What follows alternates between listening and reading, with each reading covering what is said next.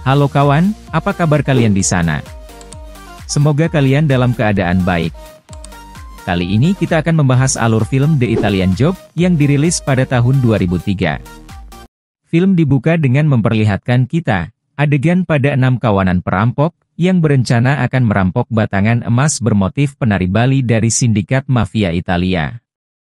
Kawanan perampok itu diketuai oleh John, dan 5 diantaranya ada Charlie, Roberts, Steve, Lyle dan Gilligan. Karena Steve sudah sampai di lokasi terlebih dahulu, maka mereka semua dengan mudahnya bisa masuk ke dalam sana. Kemudian si ahli IT membaca struktur koordinat rumah yang diincar. Lyle memandu Steve dan Gilligan untuk meletakkan bom di plafon yang sejajar dengan lokasi berangkas. Setelah semuanya sudah siap, akhirnya mereka berhasil membobol 2 plafon. Hal itu membuat berangkas yang berisi emas batangan jatuh ke bawah. Lantas Robert pun langsung tancap gas, tapi ternyata berangkas yang asli itu jatuh ke dalam sungai, jadi Robert ini hanya memancing mereka. Kemudian John membuka berangkas di bawah sungai, hanya dengan insting dan perhitungan yang matang, akhirnya berangkas itu berhasil dibuka oleh John. Setelah sukses merampok, dengan tanpa adanya senjata api dan pertumpahan darah. Mereka kembali ke markas, yang ada di gurun salju bagian Austria, untuk merayakannya dengan meminum-minum. Setelah itu, mereka bergegas untuk menjual hasil rampokannya. Tapi di tengah perjalanan, tiba-tiba ada mobil yang mengepung dari kedua arah. Dan ternyata, mereka itu adalah komplotannya Steve. Dirinya telah berkhianat, dan dia tadi juga menembak John. Akhirnya, Robert memutuskan untuk menyemburkan mobilnya di sana.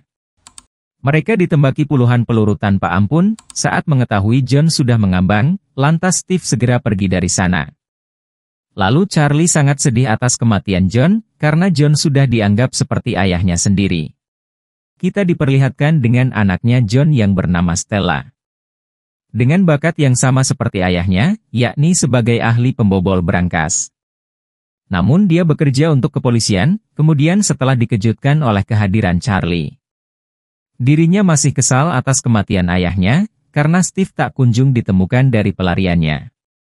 Tapi maksud Charlie menemuinya, karena dia sudah berhasil menemukan keberadaan Steve yang kini berada di Los Angeles. Kemudian, Charlie mengajak Stella untuk menangkap Steve beserta emas yang pernah dia rampok dari ayahnya.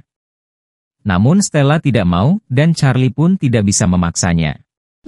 Ketika Charlie sedang berolahraga, dia mendapat telepon dari Stella, diketahui bahwa dia berubah pikiran dan bersedia untuk menangkap Steve. Keesokan harinya, Charlie memperkenalkan anggotanya yang tentu saja ada Lyle, Gilligan si ahli peledak, Robert si ahli berkendara, dan dirinya sendiri si ahli pencopetan. Keesokan paginya, Robert dan Lyle sedang mengincar pegawai jaringan televisi, untuk mendapatkan mobil dan seragam si pegawai. Rencananya untuk melancarkan aksinya, serta melihat kediaman Steve. Dengan rayuan mautnya, Robert berhasil meniduri salah satu pegawai perempuan, lantas kemudian dia menduplikat kunci mobilnya.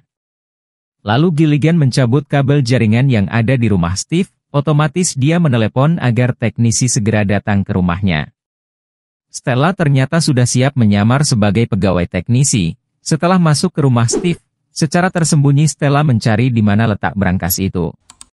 Kemudian Gilligan pun kembali mencolokkan kabel jaringan, sebagai tanda terima kasihnya, Steve mengajak Stella untuk makan malam. Di malam harinya, Steve mendatangi seorang pria yang bernama Yevhen, untuk menjual beberapa stok emas yang dia miliki. Tapi Yevhen berkata, bahwa 1 tahun yang lalu ada kasus perampokan emas di Italia yang hilang begitu saja. Mendengar hal itu, Steve langsung membunuhnya karena dia takut kasus itu terungkap, dan mengarah kepadanya. Karena melihat ada orang yang akan masuk ke dalam, Steve langsung mengambil semua uang milik Yevhen, dan segera kabur. Di tempat lain, Charlie menemui seorang pria tinggi besar yang bernama Skinny, untuk membeli bahan peledak.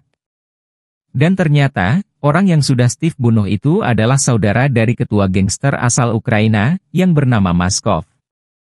Kemudian, Maskov berhasil mendatangkan mantan karyawan yang pernah bekerja di toko saudaranya. Dia hanya mengetahui tentang emas batangan, dari seorang pria berbadan besar dan mempunyai tato di lehernya. Mendengar ciri-ciri itu, Maskov langsung tahu siapa orang itu. Dan tanpa waktu lama, Maskov langsung menuju tempat Skinny. Maskov mendatangi Skinny, guna mencari informasi siapa saja orang yang sudah terlibat di balik emas batangan, yang bermotif penari Bali. Singkat cerita makan malam pun tiba, saat berbincang empat mata langsung dengan Stella. Steve sedikit curiga karena gaya bicara, seperti tidak asing di telinganya. Di situ Steve memaksa Stella untuk mengaku, bahwa Stella saat ini sedang bekerja untuk siapa. Dan tak lama kawannya pun muncul satu persatu, di situ Charlie mengungkapkan bahwa dia akan membawa emas batangan, yang sudah Steve rampok. Dan Charlie langsung pamit, sebelum dirinya pergi, Charlie memberi pelajaran dengan satu tonjokan yang mendarat di wajahnya Steve. Keesokan harinya, Charlie mendapat telepon dari Skinny bahwa dia sedang dicari oleh Maskov. Lantas Maskov ini menduga, bahwa Charlie yang sudah membunuh Yevhen. Merasa dirinya tidak membunuh seseorang, Charlie pun cukup tenang. Kemudian Charlie menghubungi temannya, yang bernama Rance. Dirinya diajak untuk ikut melancarkan aksinya, sebagai pengendara truk. Dengan menggunakan laptopnya, Laya sudah berhasil meretas jaringan lalu lintas. Kemudian Stella, Charlie, Roberts, Gilligan dan Ren sudah berada di posisinya masing-masing. Karena diketahui, pada hari itu Steve akan memindahkan batangan emasnya ke Meksiko. Tapi di sana Robert terkejut, mengapa ada 3 mobil lapis baja yang keluar dari rumah Steve. Lantas Charlie menyuruh Lyle, untuk memeriksa kekuatan ban mobil. Karena Charlie meyakini emas tersebut, ada di salah satu mobil itu.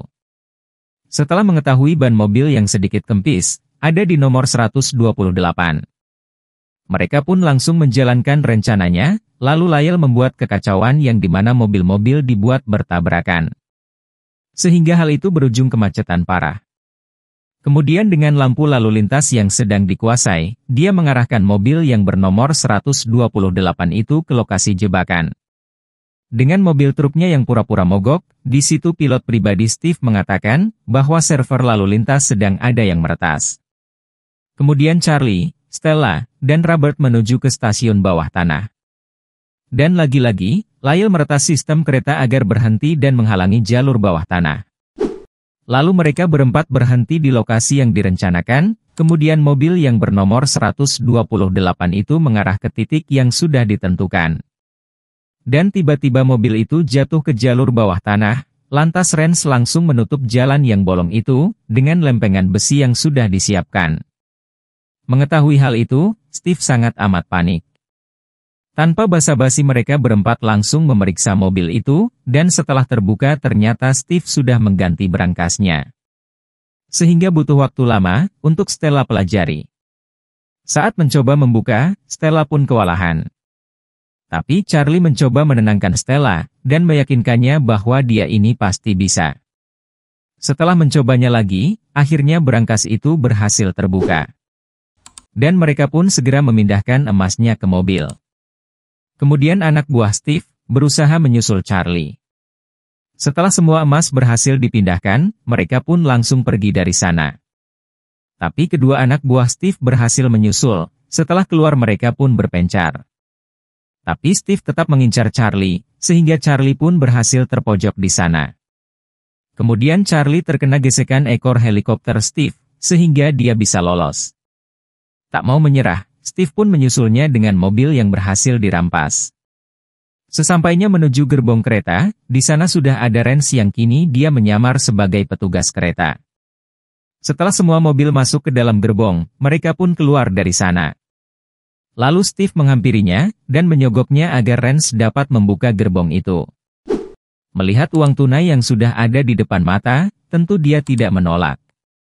Saat membuka gerbong tersebut, ternyata Charlie tidak pergi dan hal itu hanya jebakan. Terkejut dengan semua itu, Steve menodongkan pistol ke arah Charlie. Dan kemudian datanglah Maskov, yang menyergapnya dari belakang. Kini Steve sudah terperangkap di antara kedua kubu, Charlie memberikan bagian emas untuk Maskov. Dan tentu Steve ini akan Maskov bawa, dan akan Maskov siksa sebagaimana mestinya. Dan film pun selesai. So kawan, gimana ceritanya? Pasti seru kan? Itulah cerita dari film The Italian Job. Sampai bertemu di video selanjutnya. Bye-bye.